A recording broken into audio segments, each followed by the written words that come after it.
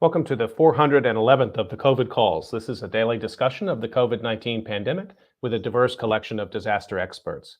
My name is Scott Gabriel Knowles. I'm a historian of disasters at the Korea Advanced Institute of Science and Technology. I'm coming to you live from Daejeon, South Korea.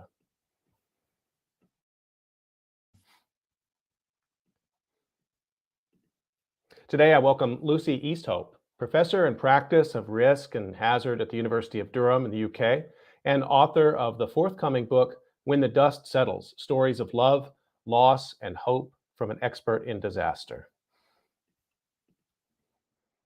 Just a reminder, you can usually catch COVID calls live on weekdays at 7 p.m. Eastern Time. Just go to the COVID Calls YouTube channel to watch. Today is a special COVID Calls episode at 5 p.m. Korea time, 8 a.m. UK time. You can hear COVID calls anytime, recorded as podcasts on iTunes, Podbean, or anywhere you get podcasts. You can also keep up with COVID calls via Twitter using the handle @USFDisaster or @COVIDCalls. Please help spread the word and send suggestions for future guests and future topics. And please, as always, feel free to suggest yourself as a future guest. I wanted to make an announcement that March 16th of 2022 will be the last of the regularly scheduled COVID calls. That'll be episode number 500, if you can believe that. We've been at this for this long. And one of the things we're going to do in that episode is a people's history of the pandemic. And so I would like to ask people to spread the word. If you'd like to come on COVID calls and talk for 10 or 15 minutes and share your experience as a survivor, as a family member, as a healthcare worker, other essential worker, as a researcher, an artist, you know the range of conversations we've had on COVID calls, and I'd like to have a very long set of discussions with people coming in and sharing their story in a kaleidoscopic way on that 500th episode. So please do get in touch with me about that. Thank you.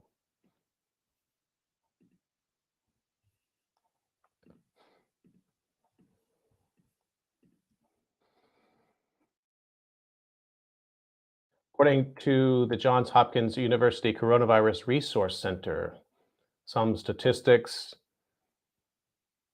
159,503 people have died in the UK from COVID-19 as of February 10th, 2022. The nation of New Zealand reports 53 deaths from COVID-19. I've been reading an obituary or a story of advocacy for those impacted by the pandemic. I'd like to continue that now. The headline is Philip Kahn, age 100, dies. Spanish flu took his twin a century ago. This was written by Catherine Q. Seeley.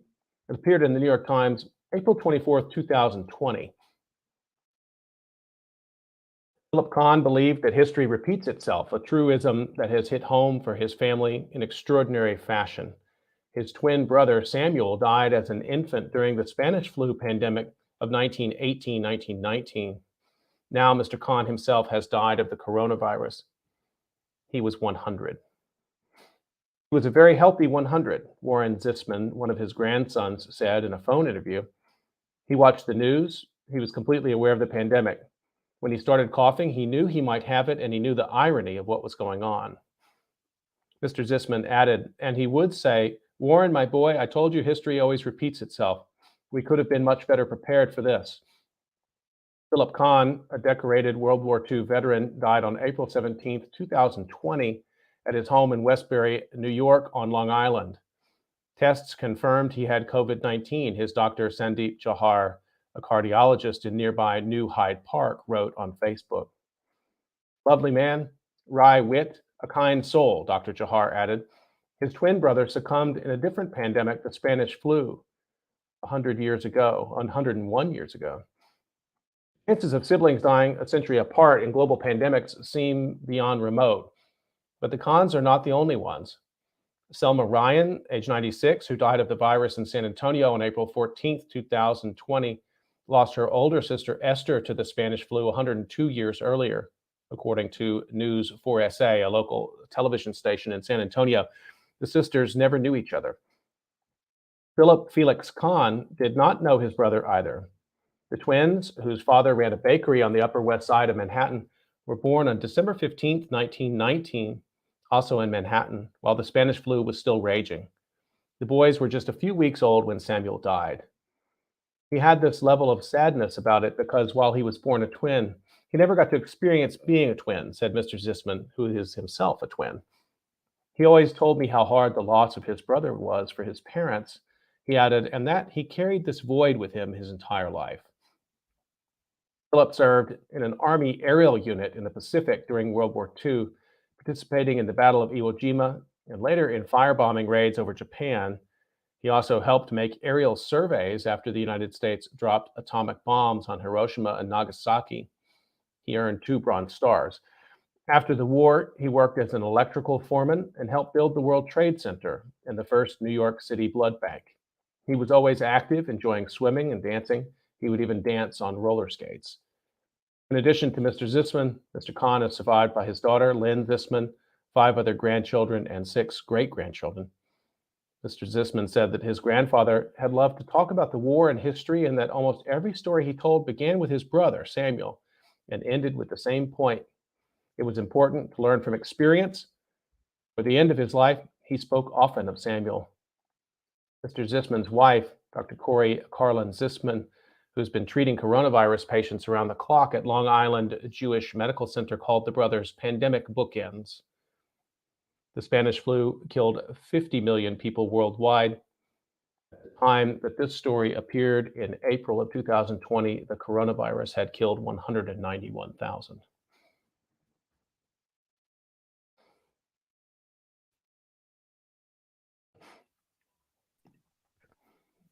Okay, I'd like to turn to my conversation for today, and this is one I've really been looking forward to. Let me introduce you to my guest, Lucy Easthope. Professor Lucy Easthope is a leading authority on recovering from disaster. For over 2 decades, she has challenged others to think differently about what comes next after tragic events. She is a passionate and thought-provoking voice in an area that few know about, emergency planning. However, in the time of the COVID-19 pandemic, her work has become decidedly more mainstream. She has particular interest in the support of children and young people after disaster. Professor Easthope has advised government departments, corporations, emergency and health services, charities during the pandemic. Her book, When the Dust Settles, will be published in March 2022. She's known globally for her work and holds research positions in the United Kingdom and New Zealand. She's professor in practice of risk and hazard at the University of Durham, where she co-founded the After Disaster Network, and is a fellow in mass fatalities and pandemics at the Center for Death and Society at the University of Bath, UK. Lucy Easthope, welcome to COVID Calls. Thank you very much for having me. It's been something I've really wanted to do. Thank you. So I'd like to start the way I usually do, just find out where you're calling from and what the pandemic is looking like there today.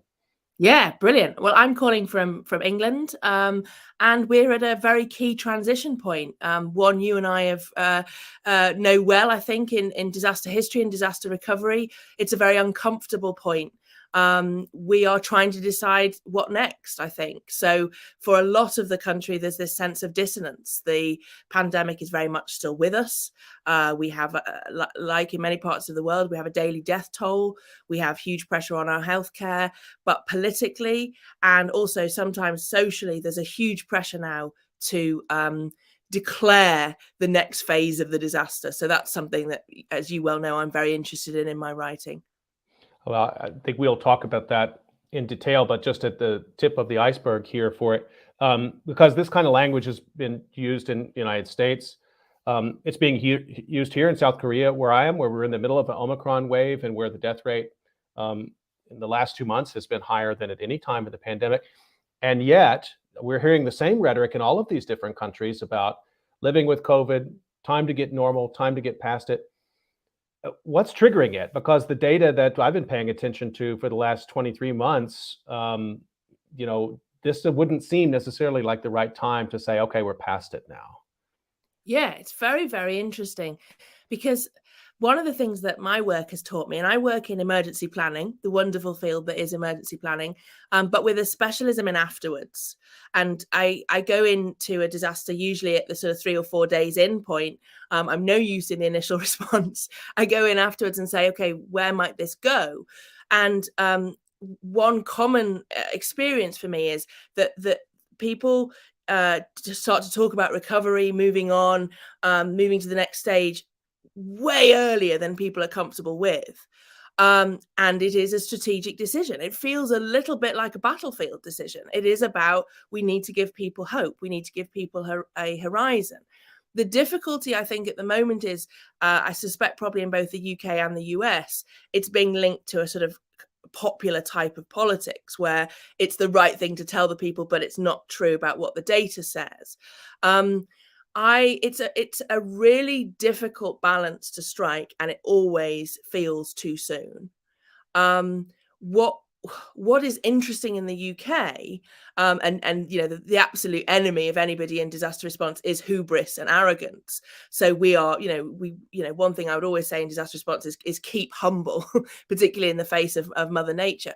But one thing about the UK is obviously we powered through various waves with what I think seemed like a certain amount of almost abandon, like, let's just go for this. And how will history judge that? And it's a really interesting one. And the UK has a bit of an aberration, a history of aberration in disaster recovery, that it entangles its next steps with economic recovery, political recovery, and also forgetting.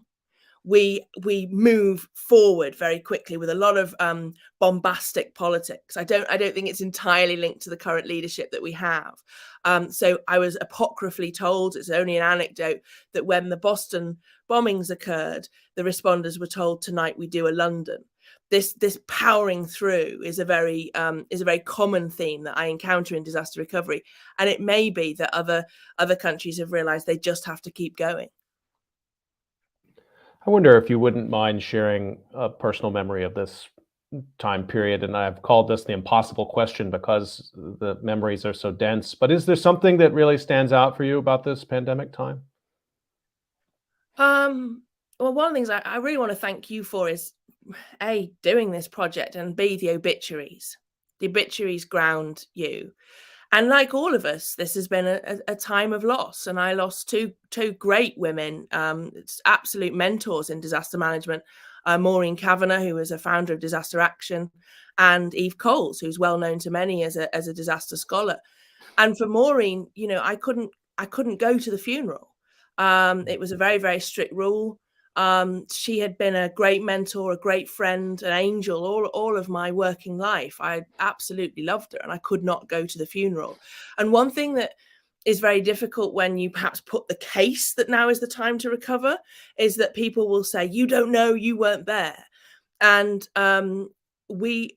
all deaths in the time of plague are deaths in the time of plague, whatever caused them. And we have all been incredibly touched, I think, by the pandemic. The other memory that I think will stay with me is the very first realization, which obviously for disaster planners came a lot earlier than other people. So December, January 2019 into 2020. And knowing what this was, but not being able to be heard. And my husband describes it as my sort of being very hard to live with stage, because you're just in this whirl of it's coming, and other people thinking you're being dramatic, and you're wondering about your older relatives, you're wondering about your vulnerable relatives. You've got friends who are sending their children off to New Zealand for a gap year from England in January, and you're thinking they might not be able to get back for 2 years. But at that point, it's just like the 7th news item on the news programs, and that it was incredibly difficult, and that will stay with me forever.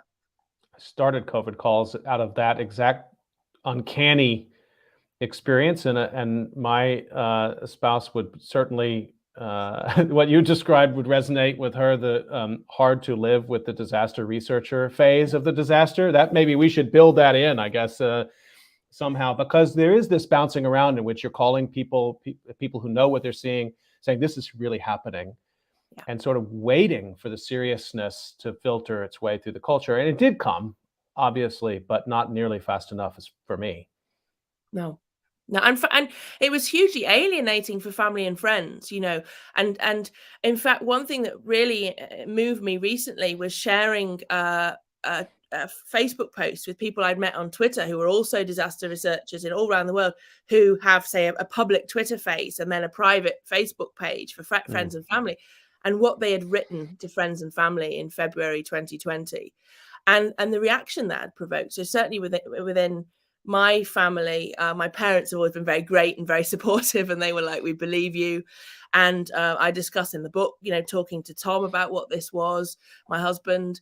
But a lot of friends just thought I was having a sort of, dramatic moment and perhaps trying to sell a book or whatever, and it was inflated. And then, of course, we went the other way. So by March, April, we have gone to a place in the UK where the disaster is being managed in the media and in sort of social context as if it was Ebola. People are incredibly terrified.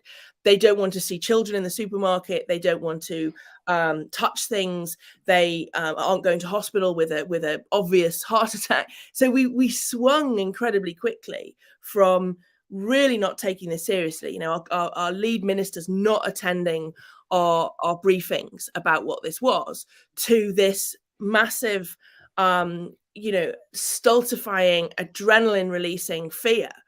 And both were equally problematic as a disaster responder. I wanted to circle back also to what you shared about the death of two friends and just acknowledge that. And thank you for sharing that. I'm sorry about that. And many people have shared this experience of not being able to be at a funeral.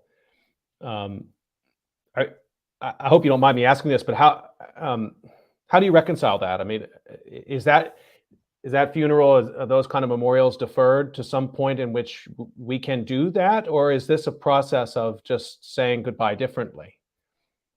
So what I am, I'm a disaster planner with a kind of broad head, but one of my subsets of my main work is what we call excess death and mass fatality planning. And I had worked for 20 years on protecting and preserving the rituals of death in the UK. And we had government work streams that were part of our pandemic planning for preserving the right to be with somebody at the end of life, the right to see the body, the right to be at the funeral. And what we had learned, and I mentioned the wonderful Maureen who founded Disaster Action, we had had a series of very, very significant socio-technical disasters in the UK in the 80s and 90s where terrible harms were done to families. And one key lesson in all of those was how you treat the relatives, the bereaved, but also how you treat the body, and the right to rituals and the right to rest and the right to burial dictate the community recovery. And so I had a work stream for mass fatalities, which is no notice disasters, bomb attacks, air crashes, and a work stream for how we would protect people's rights to be able to cope with this loss and this ambiguous loss, because perhaps they couldn't be there at the end. And one of the ways I was going to do that was with a very, very healthy PPE stockpile, personal protective equipment, so that we could always get grieving relatives into the situation.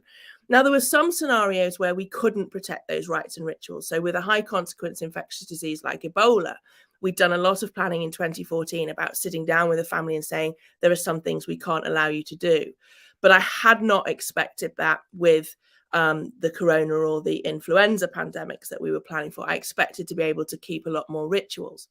Having said that, one thing that really struck me in the early part of 2020 was funerals as a gathering are super spreader events to highly vulnerable people. They bring people across a country, possibly across globally, and they often, fellow 80-year-olds or 90-year-olds. So they were really risky events. So one question I was actually asked very early on by the psychologists advising the government is, will people delay their death ritual? Will they come back later and have them?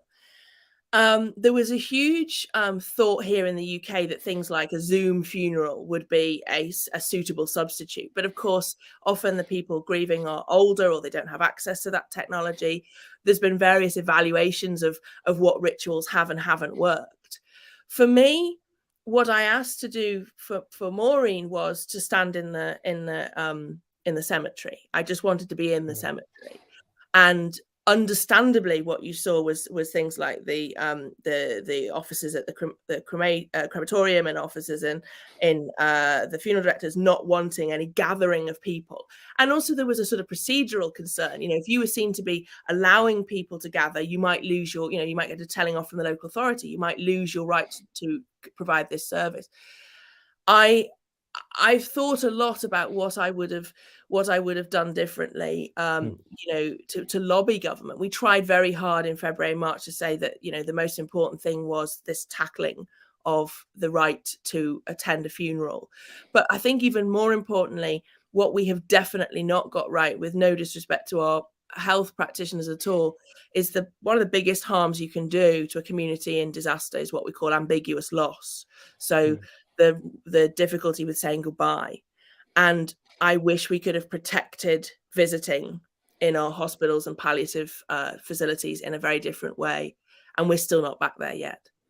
That's fascinating. And I've talked to health doctors and other nurses and healthcare practitioners who've talked about that in the United States, and think particularly about Dr. Gabriel Boslett, who's a great follow on Twitter.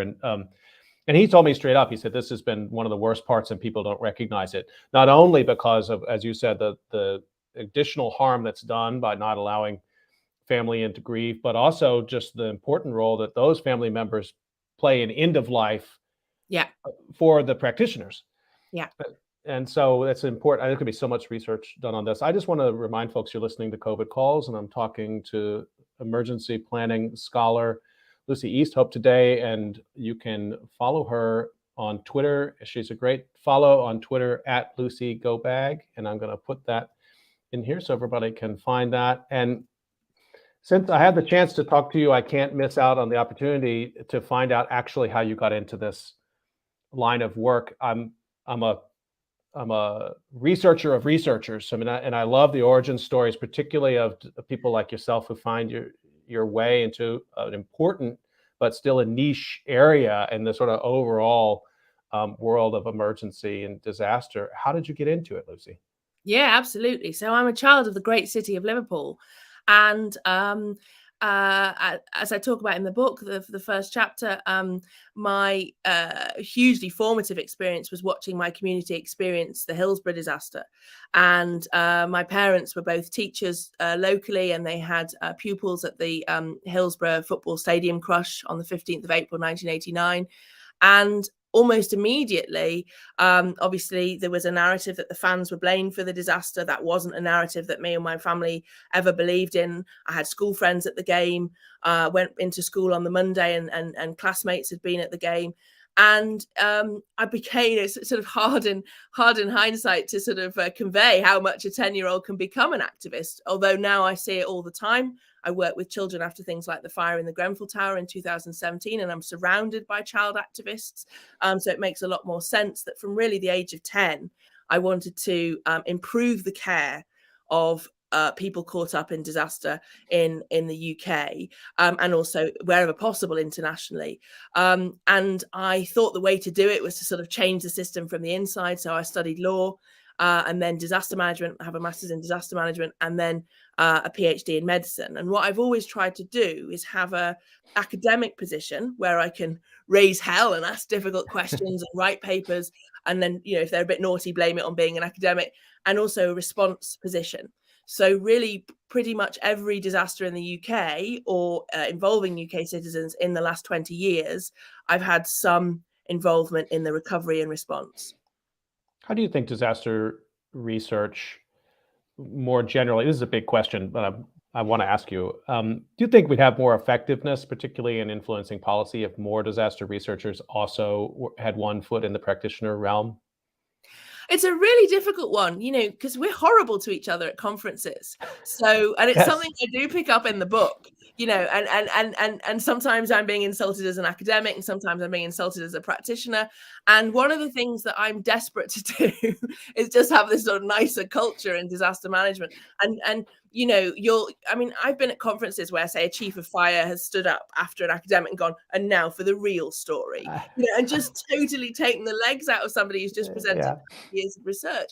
So for me, and we went through a stage here, what could we call it if you did both? And, lived experience and real. And the pracademic was a terrible phase we went through. And I think I was one of the difficulties for me is I came into the field in a bit of a heyday. You know, the world was really excited about emergency management. To see that decline is really difficult. So when I started, one of my first academic jobs was running a course at University of Hertfordshire for very senior emergency management professionals, chiefs of fire, police, local authority, BP, all kinds of corporations would send their executives to do a master's degree in emergency management. And that was something really prized. And I think we've seen a demise in the UK, possibly in the US, possibly less so in other places, with the idea of expertise. So it's, you know, I've been to the University of Life, everybody's got an opinion. Right. I don't need a master's degree to validate this. But of course, one thing that time with a university qualification teaches you is critical research, the importance of the archive, how to walk a path that's gone before, how to apply 1918 to 2019, how to apply Ebola to 2019. So one of the difficulties that I had advising government was I would sort of trap up with 10 other case studies, people who had applied 1918, you know, your work, lots of work on disaster history. And people go, oh, that's historic, or that's a slightly different disease. You can't bring that in here. And then the other big problem that I had was civil servants saying to me, this, the pandemic, isn't a disaster. You must not, you can't use the D word with the minister. The other things are disasters. You know, the other nations have disasters. Britain actually, in our civil response framework, has no D word. We don't mention it. The Great Britain does not suffer disaster. So actually, how good for you. So bringing the knowledge of past places, which of course academia does so well, that isomorphic learning of history, was not allowed in this pandemic. And that I'd love to see that challenge. And I'm a one-woman challenger, that you can be both and equally respected as both. I'm really glad that I'm really glad I asked you that question. And I'll share with you very briefly. I was at a hazards meeting one time. People who aren't maybe as familiar, there's sort of a long-standing meeting for disaster social scientists at the University of Colorado Boulder, has held over years. And I was on a panel. I gave a history of emergency management. I was really proud to be at this meeting. And the last person to speak was an emergency medicine doctor who had saved lives of people on the tarmac at Louis Armstrong Airport after Hurricane Katrina. And she was wonderful. And after it was over, she was mobbed, and people were literally like pushing me and the other academics out of the way to get to her, because she had a compelling story to tell. And I thought a lot of things after that. But one of the things I thought is that even if we're not practitioners, we could be much better at narrative. Yeah. And is sort of relating stories in impactful, sort of present ways, dialing down the jargon in the right moments. And this is an ever-going work. I don't suppose we ever will perfect it. Yeah. Yeah. And I think also be better at analyzing privilege, bias. You know, in the UK, I chair a lot of conferences and panels, and sometimes both researchers and practitioners will start with a couple of sentences, and you know that they've lost the audience. You know, there's a lot of prejudices that come out about communities affected by disaster. So, you know, Twitter's great for being able to call those out. So things like, you know, the harder to reach community that you really just didn't try to reach at all. You know, and those real clanger lines that sometimes academics use and researchers use around disaster management. I mean, you can lose a room, as you well know, just by calling something natural disaster. You've lost the room. And so I think, you know, one of the things is about really understanding. You know, a wonderful researcher, Brenda Mackey, that I adore. She was in the Christchurch earthquakes, and she's now working in disaster research in Australia. You know, one of the things she said is researchers will come to our disaster and dissect us like frogs on a board. And New Zealand was a great example of where the ethics of disaster research was really explored. And obviously there was a moratorium and a central board for ethnography. And you know, we have obligations, and writing is incredibly painful and difficult because you're telling stories of bereavement and grief and other people's stories that aren't your stories, very similar to historical writing. So there's huge obligations, I think, on disaster researchers. So we're going to come to COVID, I promise, but I wanted to also ask you about your 2018 book, The Recovery Myth.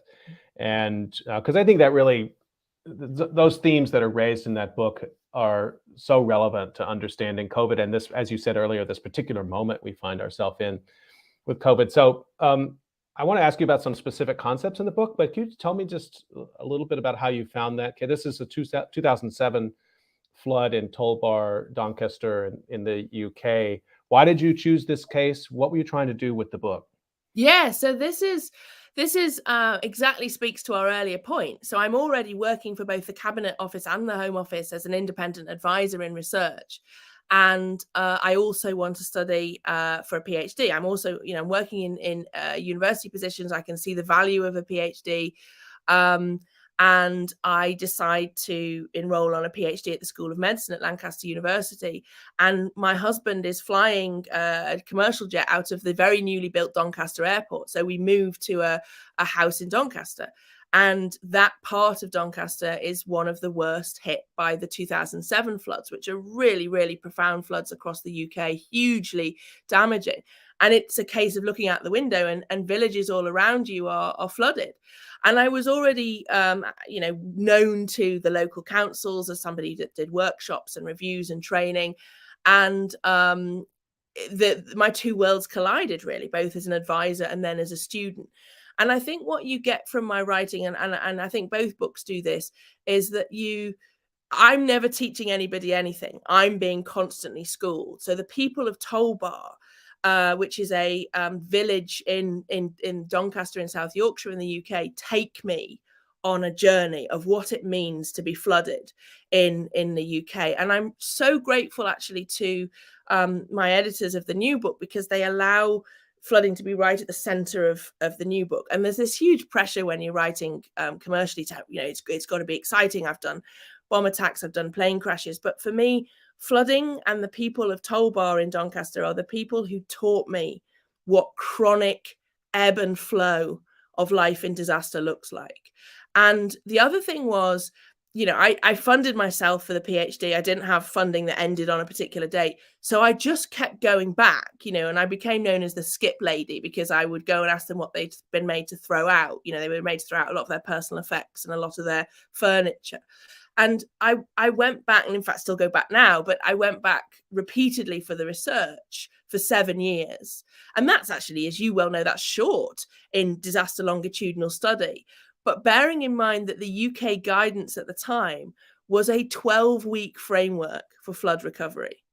And in 12 weeks, everything was still wet in 12 weeks. Yeah, right, absolutely. So it was this challenge to the narrative. And also what the book became was, I'm writing Cabinet Office guidance on how to recover. So that was the big thing. We'd stolen it from New Zealand and Australia, who already had recovery guidance, and we wanted our own. A nice bit of healthy UK plagiarism. We wanted our own recovery guidance, and it's going to be fast, and it's going to be economically good, and we're going to build back better. And I'm going every day to a place that is broken by the floods, but also broken by the state machinery. Completely at the whim of when a responder decides we will recover, with a big R, as I call it in the book. And that, I think, is very analogous to now. The pandemic won't end. You and I know that. We will know this for the rest of our lives. But somewhere, state machinery will declare key points of transition. And what I write about in The Recovery Myth is what that feels like on the ground when that happens. So I want to just, it's a beautifully written book, and if people haven't had a chance to read it, please do. And you talk about the importance of time a lot. So as a historian, I love this book, double because the ethnography as well. But I want to just quote a couple sentences from it, because you're talking about just this issue of the government's time frame of recovery, but then what happens when you really situate yourself as a researcher and collect stories and interact with disaster survivors. And you write, it's the human stories, the telling of the losses and everyday changes, which illustrate that those caught up within the disaster may not realize that they're supposed to have moved on to the next phase, and that the circumstances influencing their lives may not be moving at the same pace as the official response.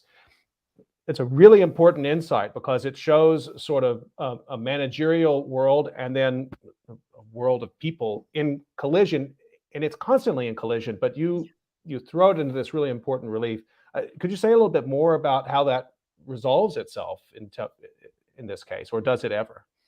I don't think it does. And one thing that I've sort of tried to do, I think, with COVID and with some of the discussion that I'm putting on the Twitter, and I'm very glad that recovery myth exists, is that what tends to happen is the people who are feeling it's too soon and too painful, they don't win this fight. Everything else moves on around them. And what you tend to see is this is a huge issue in terms of mental health and a huge issue in terms of feeling left behind. And I think there is a common theme in disaster communities of basically screaming into the void. Why aren't you remembering this? Why aren't you doing this again? And actually, that's one of the powers of writing this down is and I love that a mini legacy in social media at the moment is if a politician in the UK says that we were totally unprepared, we didn't have plans, people go, hang on, that's not what Lucy Gobag says. The importance is to remember in a particular way which allows us to be ready for next time, but also honor what people have been through. And the problem I think we'll see with the pandemic is very similar to floods, that the measure that we measure success literally in the UK recovery guidance as the disaster having been cleared away. So we have targets in the National Recovery Guidance for flooding, and the disaster must not be visible. So, for example, when you know that a politician is coming to a flooded area, there'll be a mass influx of skips in the day before, and people will be told to just clear out all the rubbish because politicians will equate, kind of clean streets with recovery. And what you're going to see, I think, particularly in the health sector, is that the real pain of the ongoing disaster is moved behind closed doors, and it will continue to feel as heavy as it has done at various other points, but there will be this emphasis on sort of keeping going, and that is a huge dissonance for people's mental health at the moment. And what I've seen most commonly is that the people that are most affected by this too soon, this too fast, is the bereaved. They feel very forgotten very quickly, and that is very, very difficult. One of the concepts that you introduce in the recovery myth also is this idea of the technologies of recovery. You also talk about recovery instruments, which say a little bit more about what the technologies of recovery are, because I think it also speaks to this bind we find ourselves in, where we do want policy, we want rules, we want plans, but then we also have the disaster as it is. Yeah. What are these technologies of recovery meant to do, and what do they really do? Oh, I love that question. And I was so, again, you can just tell, I think, Scott, that I just try and learn every day. My head is always full of bees. So, one of the things that was really illuminating to me was the research of science and technology studies and the use of concepts of instruments that do something, and the psychological importance of the plan. And I'm a big fan of the emergency plan. You won't see me sort of saying, oh, a plan doesn't work. I love the tools and tricks of our trade. One thing that's been very interesting, I think, in the COVID pandemic with a lot of journalists is they say, I can't find the plan online that you disaster planners did. And I think one of the things that the recovery myth brings out is that the tools are not always a very formal PDF of a plan. The tools that sit around disaster management are often things like an exercise scenario or a checklist, and there's planning and there's plans. And one of the things that's really interesting is how do these, for me in the recovery myth, I really explore how these things travel from different disasters and the blockages that they encounter. So, for example, we've had several significant, but two very, very significant poisonings of former Russian dissidents in the UK. And one involved the nuclear agent polonium, and the second involved Novichok. And one of the decisions made after the polonium cleanup was that all of that recovery material would be made available online. And would be open source, not obviously some of the more secret stuff, but the framework that emergency planners use would be available. But then when Novichok happened, the planners were very dismissive of the polonium plan because it said polonium on the front. Right. And they had Novichok. But in fact, if you turn to page 2, from that page onwards, it was really useful. And so one of the things about, what the book is I'm exploring how vulnerable disaster technologies are, a bit like our conversation about researchers and practitioners, to being dismissed. Mm-hmm. The plan, basically a lot of senior commanders don't believe the plan's going to be enough. So they dismiss it. And that was a huge issue for us with the new government. The government's only been in literally days when the situation worsened in terms of the pandemic. And I just don't think, because they're Word documents. We work with Word, Excel spreadsheets, and I think one of the things I explore in the new book very strongly is I think politicians expect something more impressive as a disaster technology. Like we're very influenced by the Bourne Identity, and then I turn up. You got your manual. Yeah, with a manual. I've got my jumper on.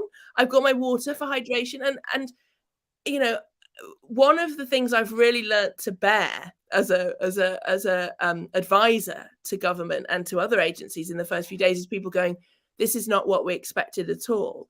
And I think they mean me, but also the technologies that accompany me. So I talk about their fragility. They are just documents on a computer, but they can change an entire path of a response. And I really do get that across in When the Dust Settles. And that's the utility of disaster planning, is when we turn up, we can make a big difference with a single document. Such a fascinating insight, because I know you've been in these command centers, and there is this desire, particularly in big cities that have the funds to do it, and wealthy governments, to dashboard everything and to turn it into the command center. It's like from Dr. Strangelove, they got the big board. But that the big board and the dashboard are only as good as the data points behind it, and the interpreters who can actually make sense of the technology. And I'm really fascinated by your insight that the new government comes in, they're like, "Where's the big board?" In a sense, right? Yeah. So let's go a little further with this and talk a little about the sort of early phase of pandemic response in the UK. You were just addressing it, and I'd like to juxtapose that with New Zealand, and what was similar and what was different. Obviously, the death counts are staggeringly different, and the approaches have been quite different. But both governments, both countries, like any country in the world, has access to the same disaster history that any other does. So I'm curious about the variability in response. And this is one where, as you well know, we're right in the middle of it. So my feeling is the analysis of what this looked like is about 10 to 15 years away. And these are all very hot takes at the moment. The assumption had often been, I think, with an corona pandemic, was that we would do a SARS or a MERS. We would stop it in its tracks. It's not true to say that, certainly in the UK, emergency planners didn't always have a corona on their agenda. We did. It comes down to this question again about, the plan and the planning. So we'd had a very big exercise Alice, looking at the corona. The challenge that we always knew the UK would have in terms of a pandemic response is we are very much a global nation. We are very, very interconnected. And one of the learning points for us had actually been the 2010 volcanic ash eruption, which turned us into an island for about a week. And we very nearly fell over as a country at that point. And people will be sat there thinking, how on earth do disaster planners make that link?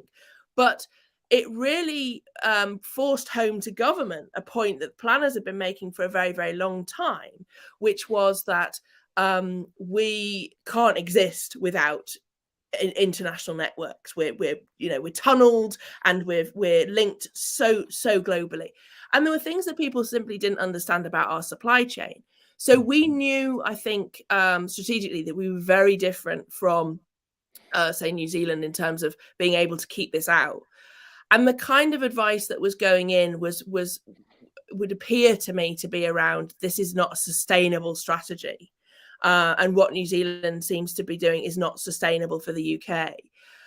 Whether history will show that New Zealand will face its own challenges as it tries to open up a little bit more and a little bit more. So what we knew with the coronavirus is when it's out, it does this. It wreaks havoc through a population.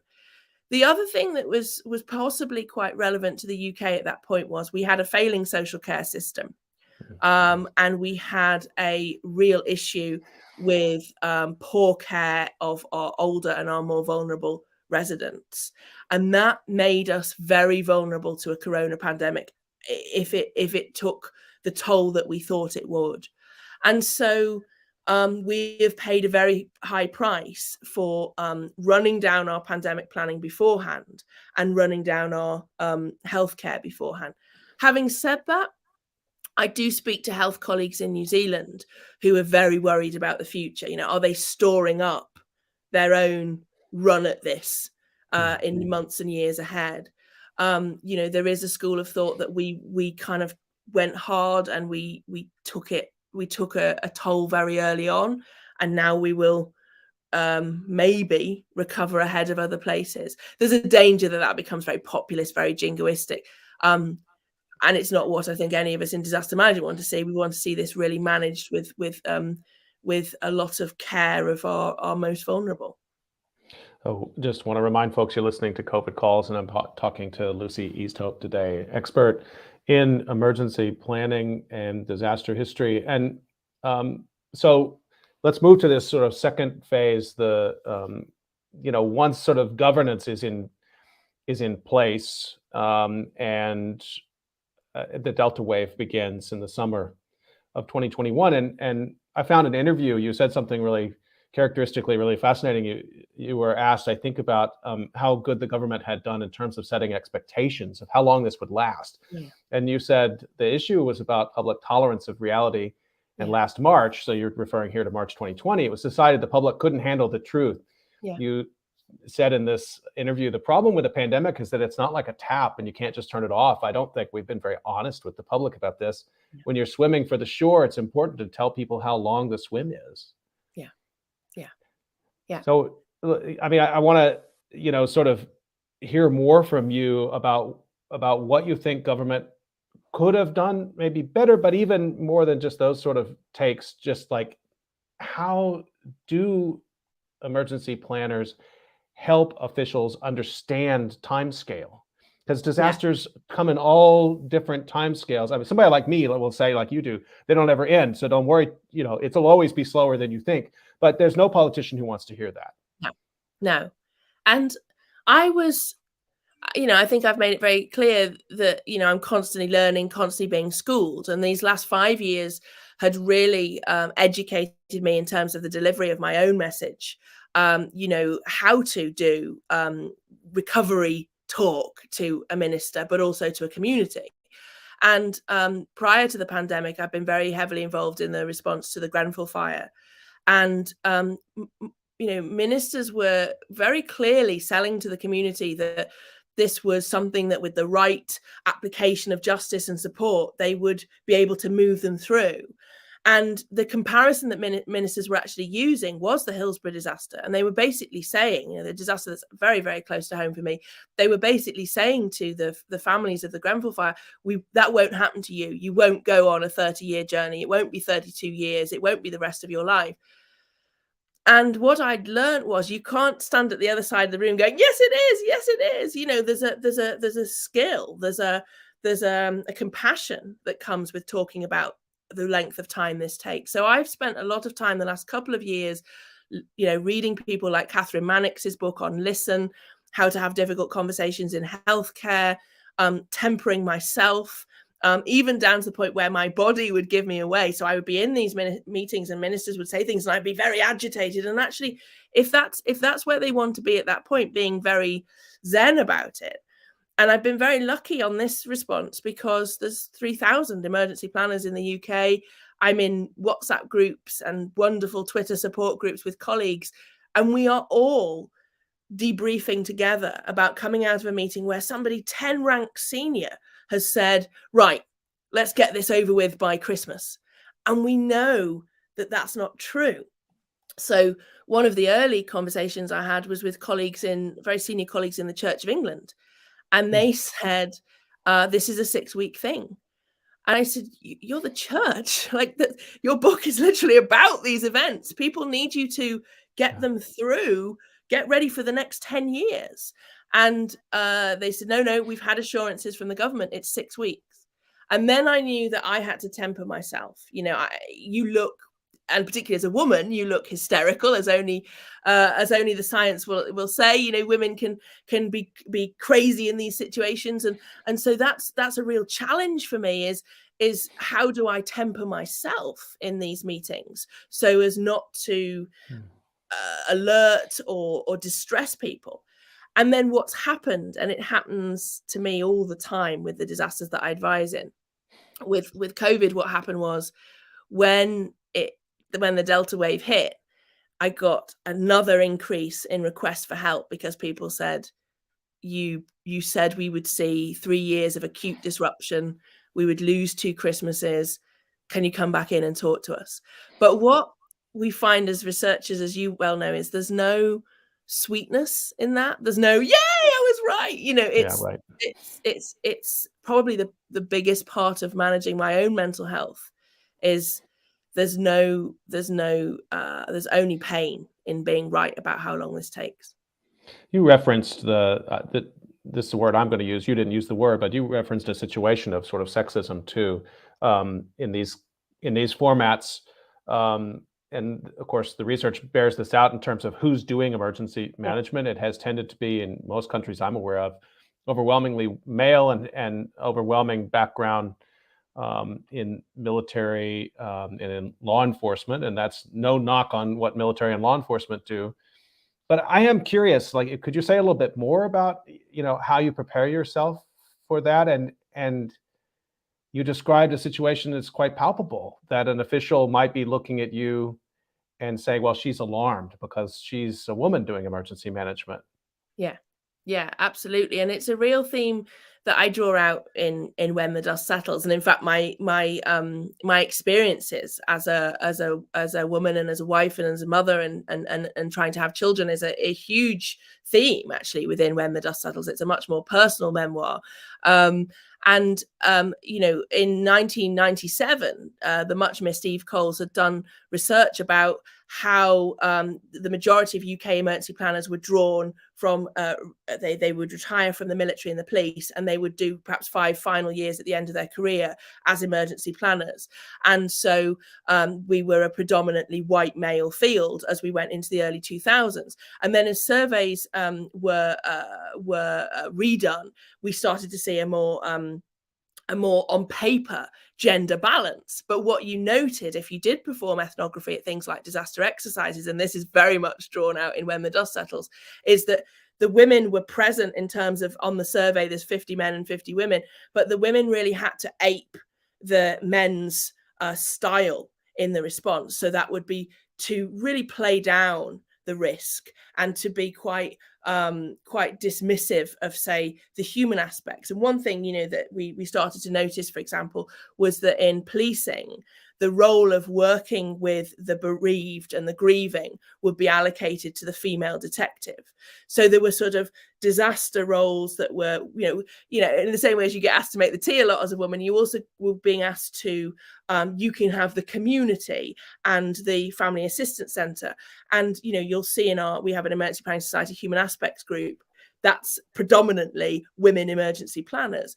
And one of the things that would really concern me was that I would raise the concern, I'm not a quiet person, and the room would go very silent. And then in the tea break, other colleagues, both men and women, would say, we agree with you. That is absolutely a concern. So one of the many times I've been told, you're being too dramatic, was suggesting at a big emergency management event in Ireland that we should really, we were managing our Brexit planning.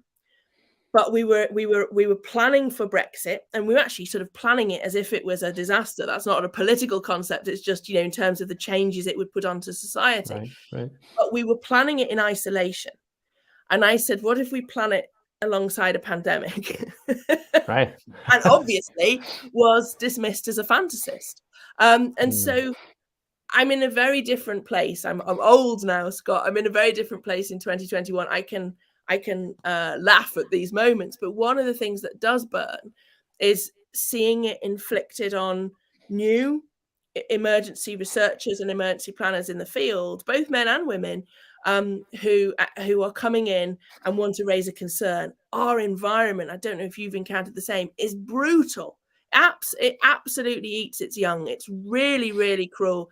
And the other area we really struggle with in UK emergency planning is we are very, very undiverse. And so that carries through. We have a huge responder bias, police and military bias. We're quite negative to academia. We're quite negative to journalism. We're quite negative to dissent. We go through phases where we train for terrorism, but we also train for protest as terrorism. So you will, like we said before, you lose an audience in the first two sections, first two sentences of a talk. You might find that all of a sudden in an exercise, somebody has framed, say, a Black Lives Matter protest as a threat to national security, and Sure. you're thinking this is terrible. So our views are through a lens of our kind of historic makeup often. Well, do you think that this pandemic, and based just on what you were saying, people came back to you in year 2 and said, yeah, we were not prepared for the endurance that you told us we were going to need? Is this a moment of change, both conceptually, maybe, and that emergency planning might have its moment now, but also compounding that, you talked about Black Lives Matter. I mean, the issue of who's in the emergency management workforce is not distinguishable from the larger issues of structural racism inside society in the United States, and assume as well in the UK. I don't know the cases as well, but I guess I've sort of always tried to be the optimist that in these moments of rupture, this is when you can try to drive a truck of change through that in terms of reforming emergency management. Am I being naive? I'm being naive. No, this is exactly it. And I'm smiling at the analogy because so many colleagues have said Lucy arriving is like having a truck driven through your response. So that, that's exactly what I think we need to do. I am tempered by lessons from history, which shows that the revolution won't be necessarily as big as we would want it to be. There's a very important role, I think, for fast archiving and fast reminding of this pandemic. You're already feeling that people are. I had a very successful tweet the other day about being gaslit about what 2020 really felt like, particularly, obviously my lived experience was in the UK, and people are always like, was it that bad? I don't remember. There was a big debate here because some of our ministers started to say, you weren't really locked down. You could still do what you wanted, but of course you couldn't. So there will be a real sense of, like we see after all disasters, it wasn't that bad. There's not much to learn. I'm really interested, as I think all disaster scholars are, in why we don't hold on to our lessons from the ones before. And I'm moving more and more towards there is an importance in forgetting. There is. And the urgency has to fade for society to move on. One big legacy I hope is that we will surveil and risk manage in a different way. And I would like, my one woman legacy at the moment is I would like to put emergency planning on a slightly more respectful footing and encourage. We do have undergraduate programs all around the country for emergency management. Encourage young people to get involved in it, and from as many different backgrounds as possible. So just a reminder, you're listening to COVID Calls. Lucy, I'm being a little greedy with your time, but can you spare me 10 more minutes? Because I want to talk about the new book. Yeah. Oh, that's great. So the book is When the Dust Settles, Stories of Love, Loss, and Hope from an Expert in Disaster. It's already, I think, available on pre-order in the UK, Australia, and New Zealand, and soon in the United States. you've been talking kind of peripherally about the book and what we'll find in it, but first of all, how did you write a book in the middle of a pandemic? But then also, what are we going to find in this book? Well, this is the life story. So this is the answer to that question that, has always been too big, really, at the end of a conference. The last question from the audience, you can tell the host is trying to wrap it up, and somebody says, "How did you get into this?" Or, what's motivated you? So it's that answer. I love the person that asks that question, by the way. When the host is like, the coffee's in the hallway, and then somebody in the back is like, "Tell us everything." Yes. That's the guy I live for. But anyway, go ahead. Yeah, I know. It's I really miss that, doing Zoom online events, and also then kind of knowing that your entire lunch break will be people asking the questions that they didn't ask in the panel. And I mean, it's got to the point because people know I like to give a long and voluble answer to any question. I've even now been on panels where the chair has said, "Now we've got time for one more question, but not for Lucy." So the book is that, and the book helped me to organize what is important to me. It's a book about my life. I mean, I was so grateful this year because the books that needed to be written about disaster management are out there, and you've had people on this podcast. I hope you get Jill Kernick before the March end. So she's written a brilliant one on learning from catastrophe, disasters and systemic change, which needed to be written. There'd been a lot of 80s and 90s work on learning. And her work for me has done something I could only dream of doing around getting on paper where we are at in terms of learning from Grenfell and other big systemic disasters.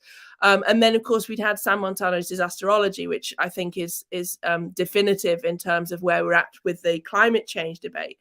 Right. And so I in a way, they kind of set me free because they were the books I would have loved to write. And then I was like, now I'm going to write a memoir.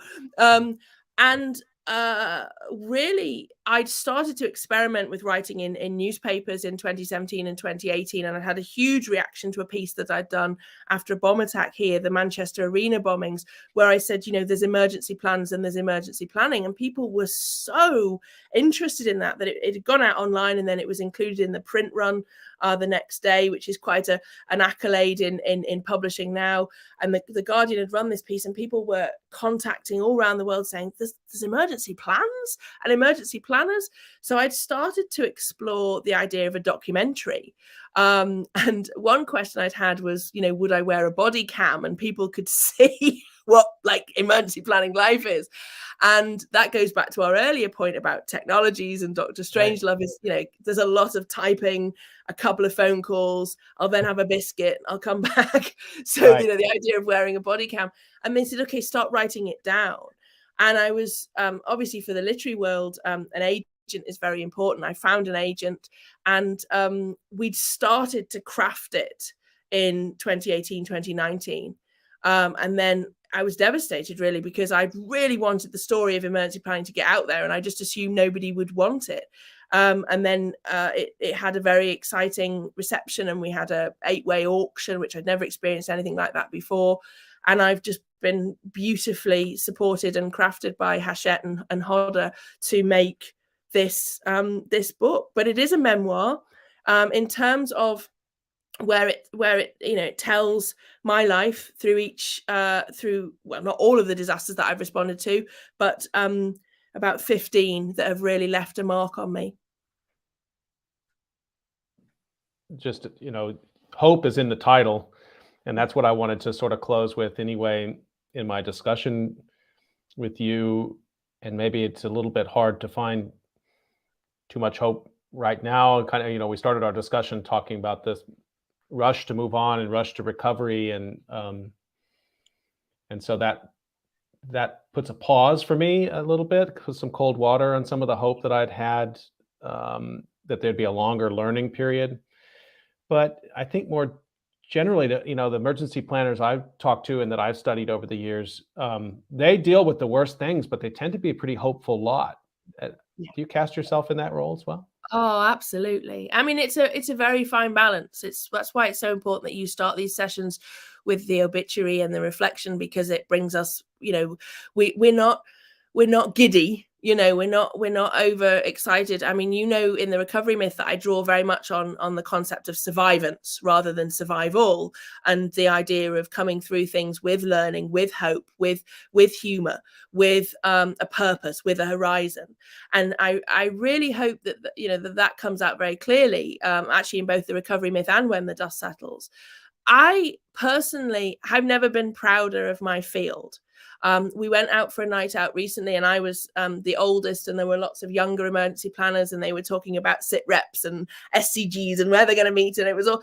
And I had this it was a spiritual feeling of how safe the field is in their hands, and it's never been more stewarded by the very best light bearers, and it's obvious that other countries are experiencing the same. And I am incredibly proud of my tribe right now. They have been incredible. So that's the hope that I draw on every day.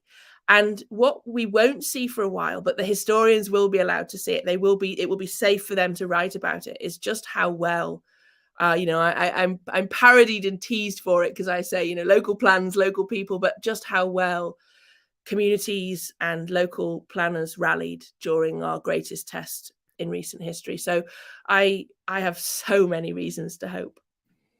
Just want to remind folks that you've been listening to COVID Calls, and you can usually catch COVID Calls at 7 p.m. Eastern Time. Today's been a special episode at 5 p.m. Korea time and 8 a.m. UK time. What a thrill to get to talk to Lucy Easthope, and you can follow her on Twitter at LucyGobag, and you can prepare to buy her new book, When the Dust Settles, When the Dust Settles, Stories of Love, Loss, and Hope from an Expert in Disaster.